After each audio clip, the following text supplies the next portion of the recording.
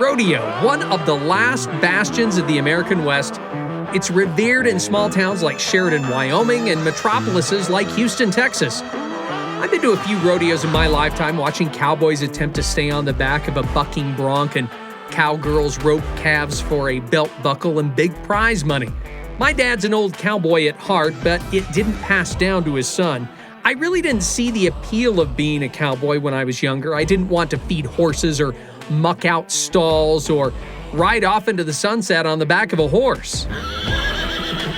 I was more interested in playing and watching basketball. I wanted to be a professional basketball player, but because I'm not tall, I thought my best route to the NBA was either as a coach or a broadcast announcer.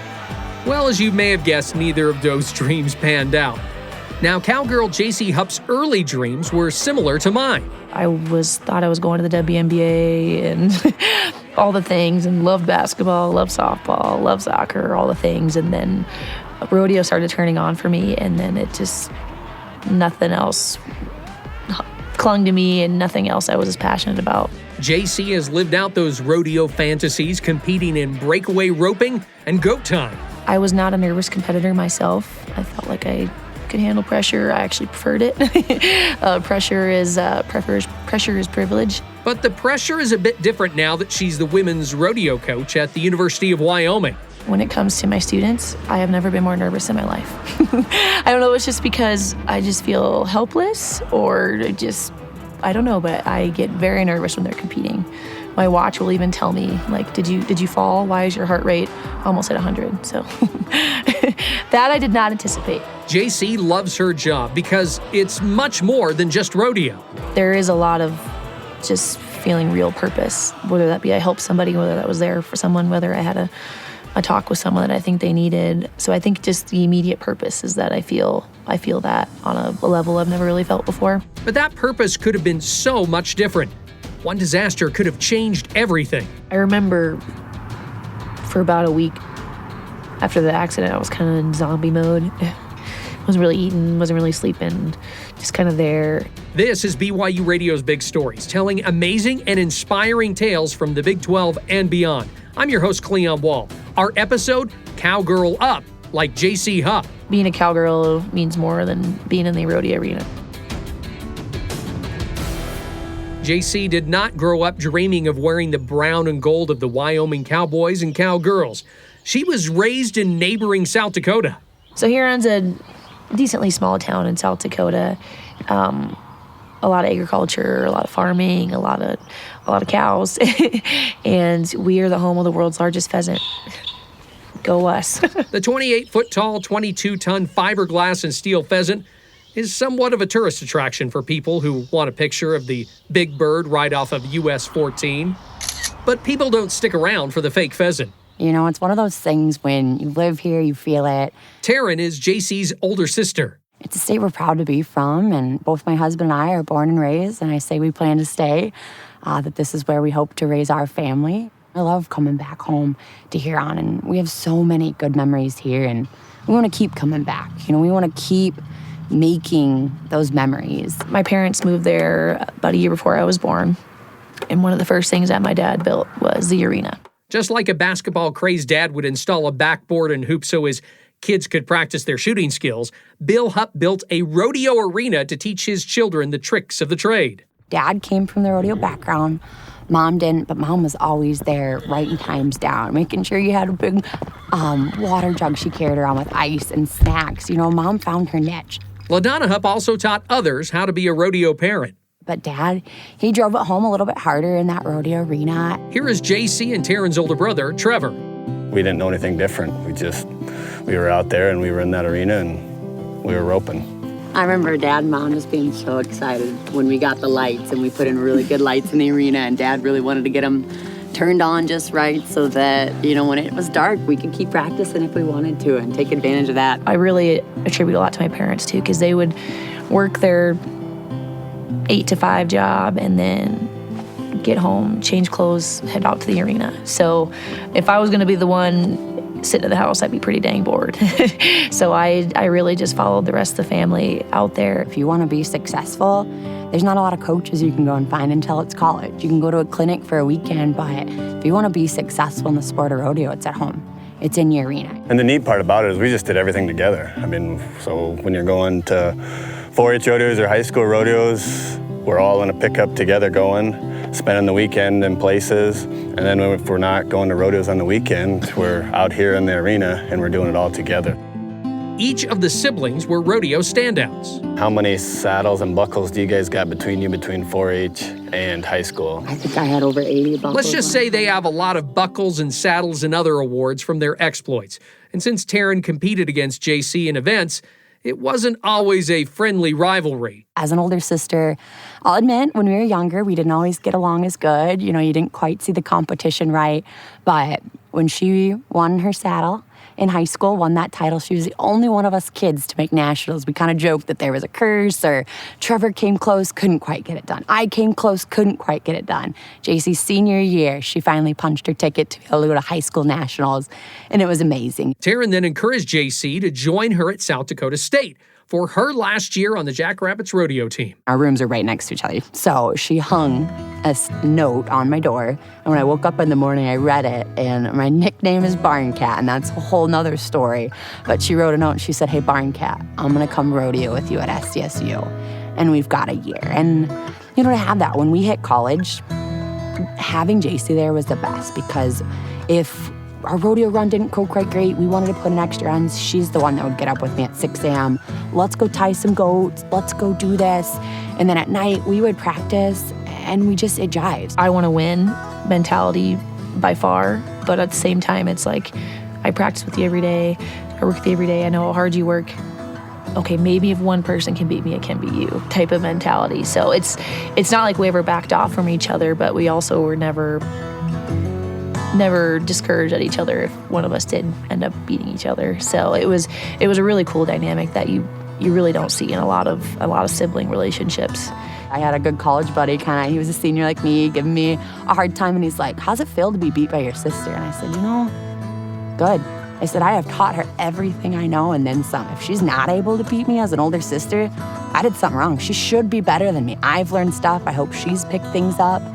And then, if she beats me, at least I know she deserved it. She didn't just get lucky. She's working hard." The sisters both worked hard and made it to the College National Finals Rodeo, their lone year together. Then JC continued the Hupp legacy at SDSU, taking care of business in the classroom and the rodeo arena. When I had horses in town, I was a little more laced and had a schedule, and horses do this, so I'm not staying out all night, all the things. In college, I was eating ramen noodles, and my horse was not. He was eating well. Eating aside, the two were a great team. JC ended up a 5-time College National Finals rodeo qualifier. What made the feat even more amazing is how a rope almost derailed her college career. In the fall of 2018, JC chose to compete in a team roping event in Nebraska. The competition was just for fun and part of a rodeo fundraiser. She attempted to lasso a steer around the head, but it only made it around the horn. The rope slid off the point, snapped back, and struck JC in her right eye. Some in the arena said it sounded like a gunshot when it happened. JC was rushed by pickup to a hospital. With so much swelling and bleeding, it was hard to determine the seriousness of the injury. Eventually, doctors discovered that her retina and pupil were severely damaged. So I waited essentially a year for surgery. I was on the couch and on my butt more than I ever wanted to be. But it really, there was definitely a point in time, and I talked through with my parents, like, am I going to rope again? Am I going to tie again?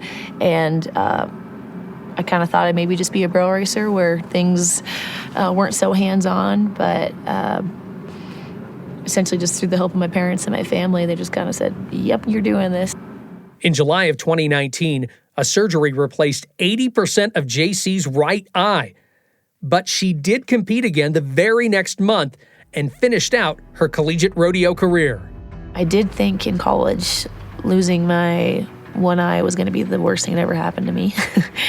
And so there was probably a part of me that thought that I already got through some tough things. Her life was about to get tougher. This definitely took me back a bit. This is BYU Radio's Big Stories. Hey everyone, this is Cleon Wall. We hope you are enjoying this season of Big Stories. We love bringing you these stories that inspire and can also humble you. Now, if you are looking for another podcast which also has great stories and talks about all things BYU women's sports, then make sure you check out the Her Why podcast. It's hosted by Lauren McLean. You'll hear from current coaches like Jen Rockwood and Heather Olmstead, and athletes like BYU basketball's Amari Whiting and Cougar soccer star Ellie Walbrook. You'll also hear from legends like Olympic runner Courtney Wayment and Utah Royals forward Brecken Mozingo. So make sure you subscribe to Her Why wherever you find podcasts or on the BYU Radio app. Welcome back to this episode of BYU Radio's Big Stories, Cowgirl Up like Jacey Hupp. Jacey is quite the competitor, playing different sports as a teen. I really, really enjoyed volleyball and even thought about playing college volleyball, but I never woke up in the morning and thought about volleyball or went to sleep, and that was the last thing I thought of, but I did about rodeo. It's not surprising how she was nurtured in all aspects of rodeo. Yeah, rodeo was very much a family sport for us, and it's even hard to even describe a sport. It was just what we did together. The Hupps rodeoed all the time. It'd be kind of funny because you go back to school, especially in elementary school, and your teachers would ask you, "Where'd you go this summer? What'd you do?" And just like, well, I rodeoed. Jacey competed in roping events through high school and college and still participates today despite some setbacks. I had a rope snap back and hit me right in the eye, and now I cannot see out of that eye. But making a career out of rodeo didn't seem to be in the cards. After graduating from South Dakota State University, Jacey was working as a loan officer and practicing rodeo in the evenings at her parents' home in Huron. My sister and I would do goat tying clinics, and I always loved it. And my parents are always really supportive and kind of financially helped us. And my dad especially would always ask, like, how'd the weekend go? Give me all the updates. And I just always said, like, in a perfect world, this is what I do to pay the bills, but it's never going to. Then, in February of 2023, the University of Wyoming contacted her about a potential position as women's rodeo coach.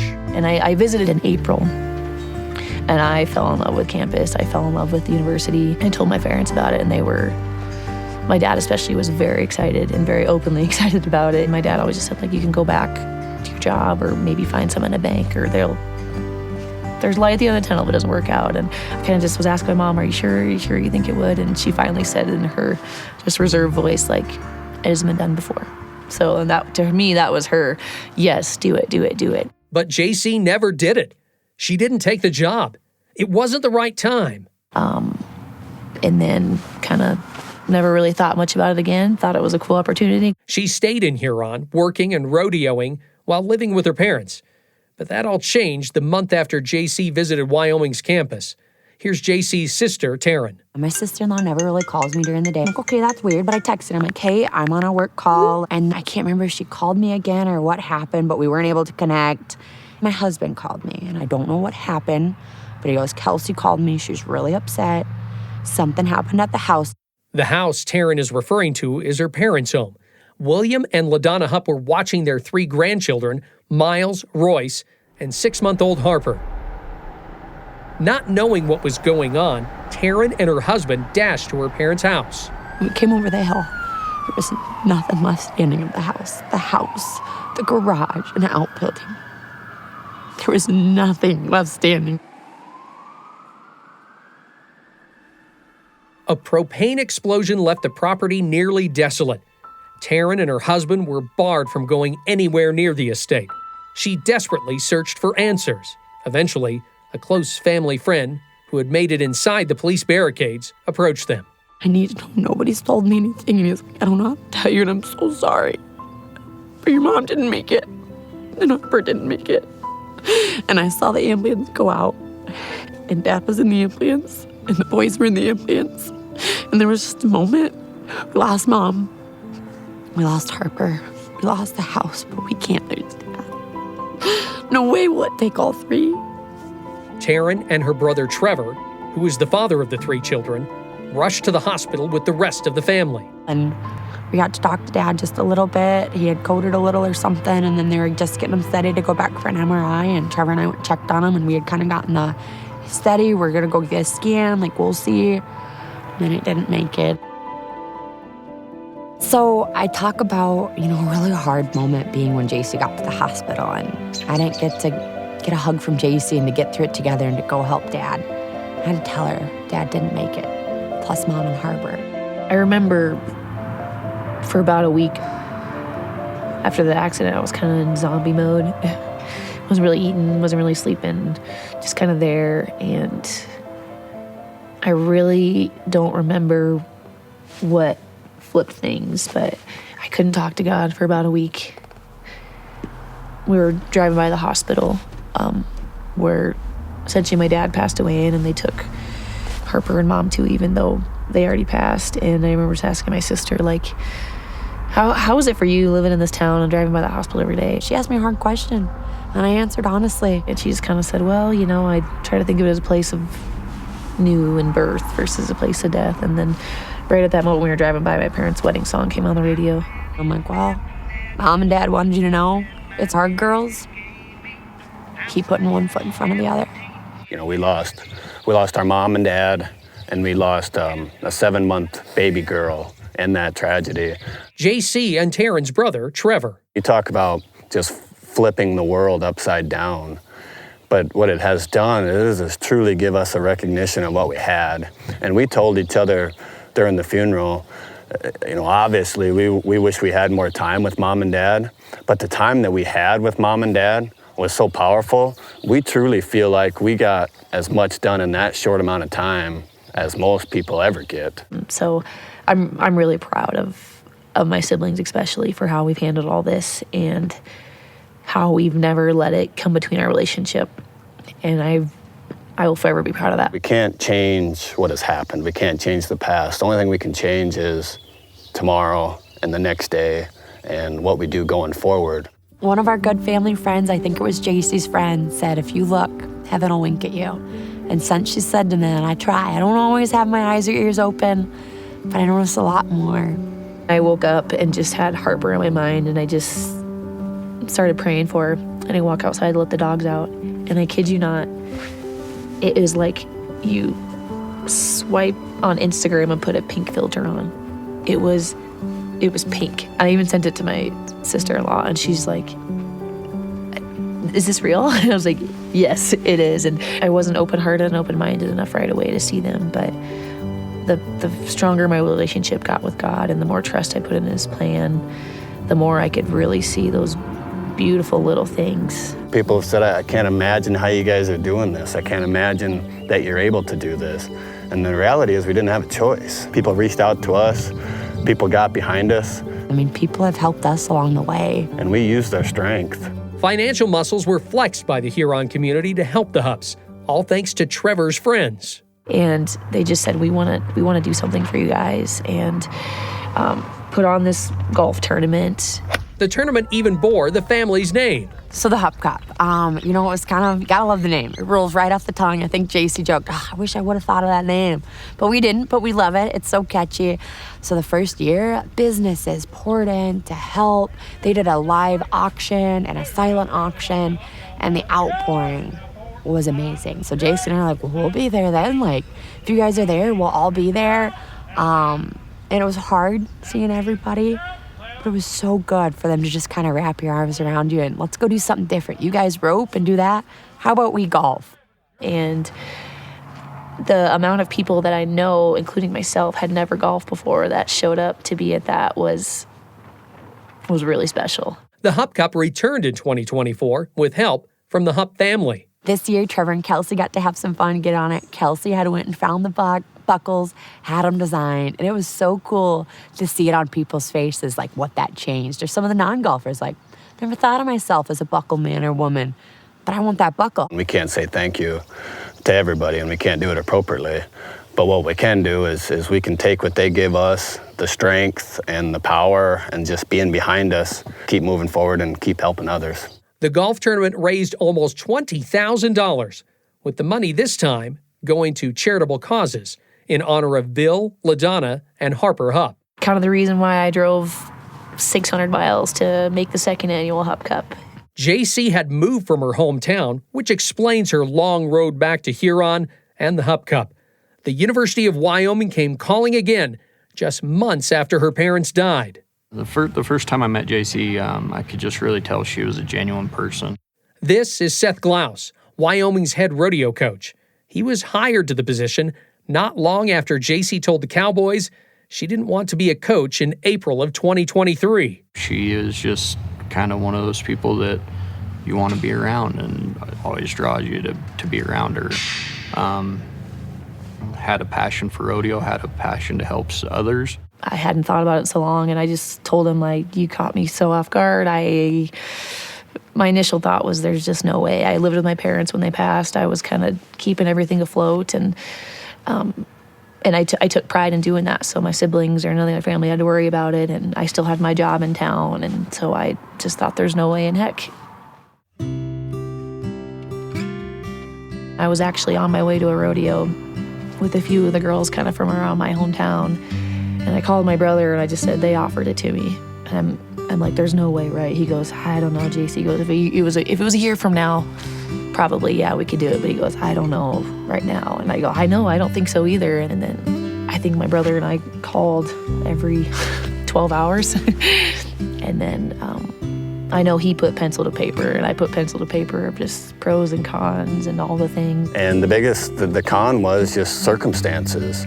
You know, the timing of the tragedy, all that we were dealing with, mom and dad's estate, me personally and my family, and the loss of our baby girl, and getting Miles and Royce healed up.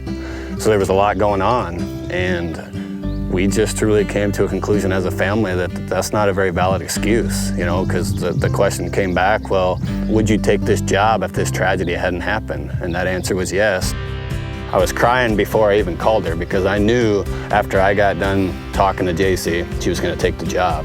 And all she needed to hear was her older brother and her siblings telling her that it's okay, we got this, you go take this job and, you know, essentially follow your dreams. Kind of a ball of emotions right now, but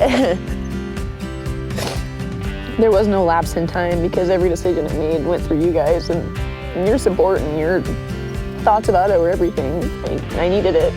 If you guys would have told me don't do it, I wouldn't have done it probably. God has a plan. I don't always appreciate his storytelling and his plan, but I think home would have been harder to leave if my parents were still alive because I had it really good. I didn't have a reason to leave. Horses ate for free. So with their passing, it almost made this opportunity, easier is a tough term to use, but essentially it made it easier to take this opportunity and be the women's coach. Jacey started working at the University of Wyoming the beginning of September 2023. My very first day when I was meeting everybody, they jumped out of their office and shook my hand and was genuinely excited to meet me and see me and get to know me. So she stepped in, had to hit the ground running, and she never missed a beat. She walked in, we were tying goats one day, and she said, hi, I'm Jacey, and introduced herself to the students. And we just rolled on from there, and we've just created a great working relationship and friendship, and one that we can bounce ideas off each other and learn from, and continue to help each other grow as coaches. I feel more than comfortable telling him, you know, like, for instance, Thursday is my mom's birthday, and I feel comfortable telling him that and just saying, I'm assuming it'll be business as usual, but it might not be too. And he's opened up that door for me to be comfortable to say those things, and I couldn't imagine not working for someone that would let me do that.